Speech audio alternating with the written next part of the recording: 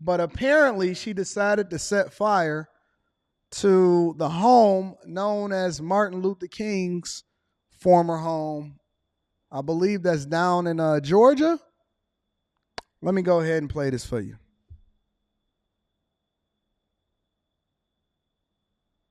A danger to the community and a potential flight risk. That's what a judge had to say about the woman arrested for attempting to set Martin Luther King Jr.'s birth home on fire. She denied Lanisha Henderson bail, saying she's afraid she might do something similar again.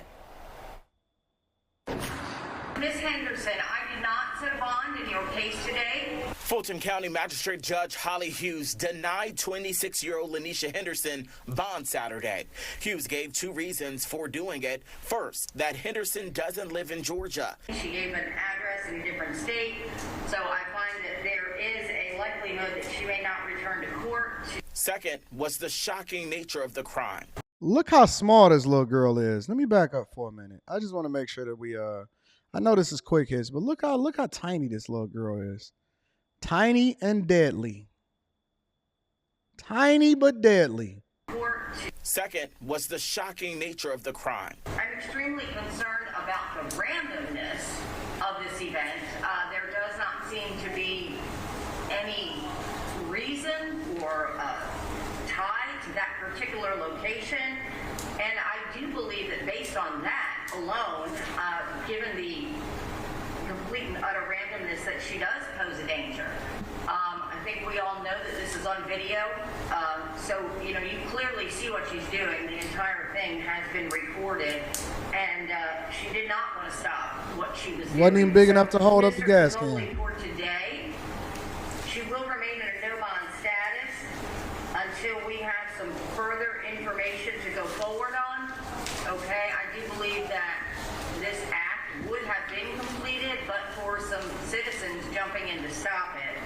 And I am leaving her in a no bond status today as a danger to the community and the community's property. This video shows Henderson dousing the birthplace of Martin Luther King Jr.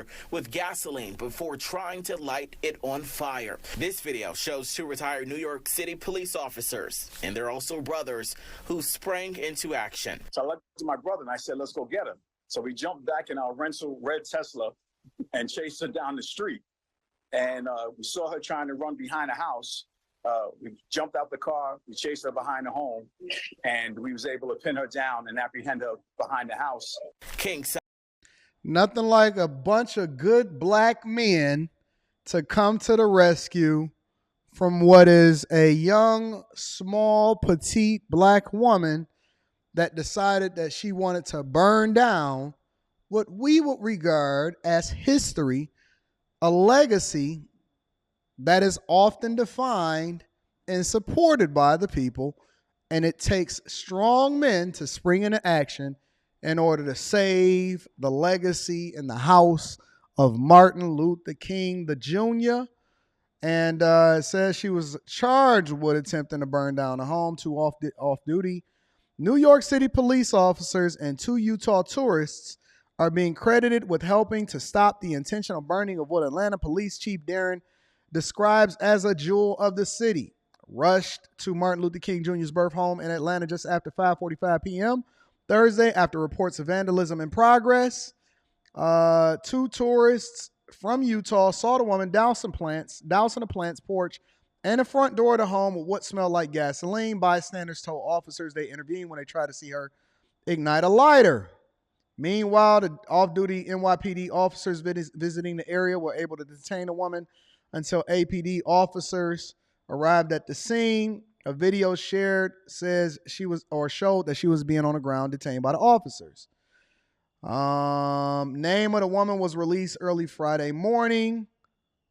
26-year-old Chantrice Henderson being charged with arson in the second degree and interfering with government property. She's been booked into the Fulton County Jail, and this is her picture. That's unfortunate. It's unfortunate that a 26-year-old young black woman, again, I tell you, it's your own people. It's your own people that is going to burn down the structures that mean the most to you. as far as the leaders of yesteryear that then are doing the things that are in our best interest. All right. In addition to that, I think you're going to like this one, Brittany. Let me give you a little bit of update of what's going on with the U, the A, the W.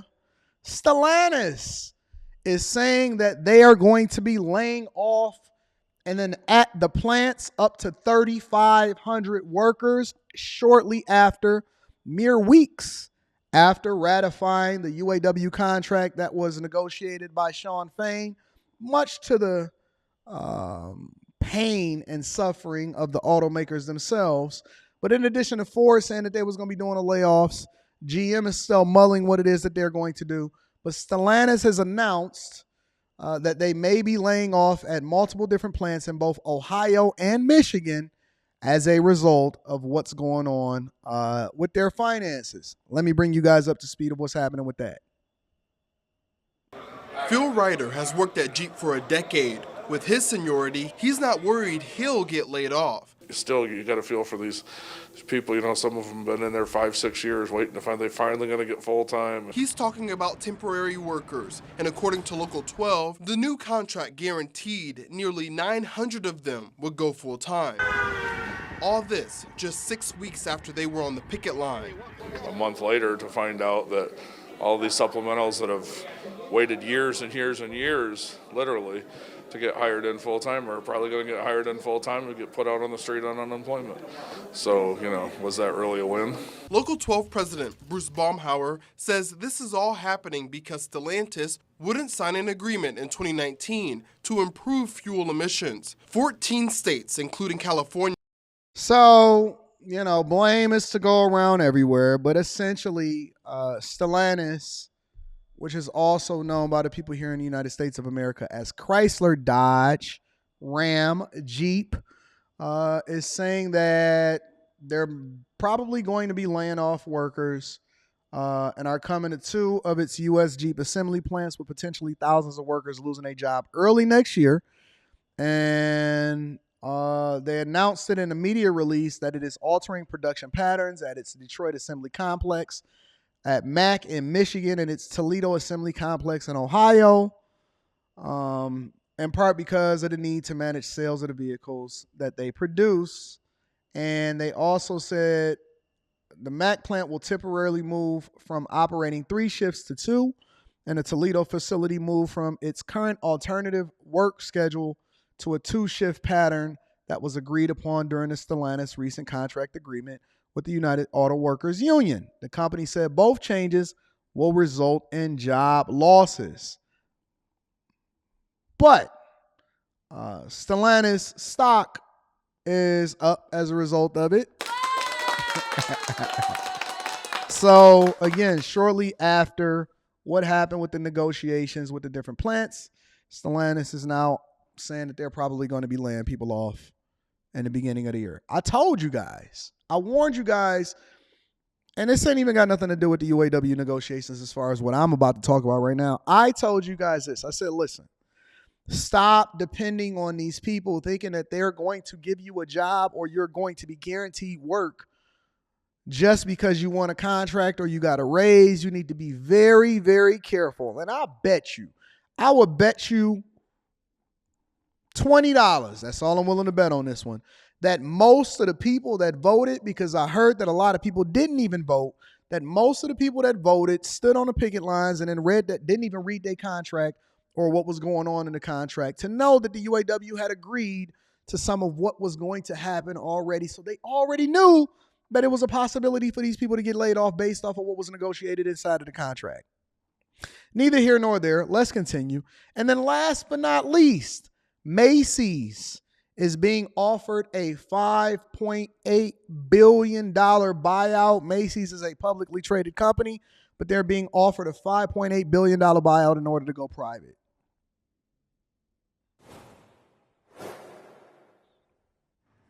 Archouse Management and Brigade Capital Management have reportedly offered to buy retailer Macy's for $5.8 billion. That's according to people familiar with the situation. The offer values the retailers at $21 a share. You can see the stock all the way up to $20.80 at this point. It's a gain of 19.6%. Now remember, Macy's getting this offer made the stock price jump almost 20% as a result of this offer. Joining us right now is Dana Telsey. She's Telsey Advisor Group CEO and Chief Research Officer. And Dana, what do you think? Does this make sense to take it private? An offer does make sense. It's just who's the right buyer for this offer. We've all seen what's happened before, whether it's real estate or it's splitting off e-commerce. But what's inherent about Macy's, they're close to the customer. You look at their doors they have, and they've pruned their doors over the years. They're now at around 784 in total. And who wants to be closer to the customer? It's got to be a strategic, I think, that makes sense. Somebody in the chat said, I didn't know you can go from public to private. That's exactly what Twitter did. When Elon Musk purchased Twitter, it went from public to private because it was a privately owned company.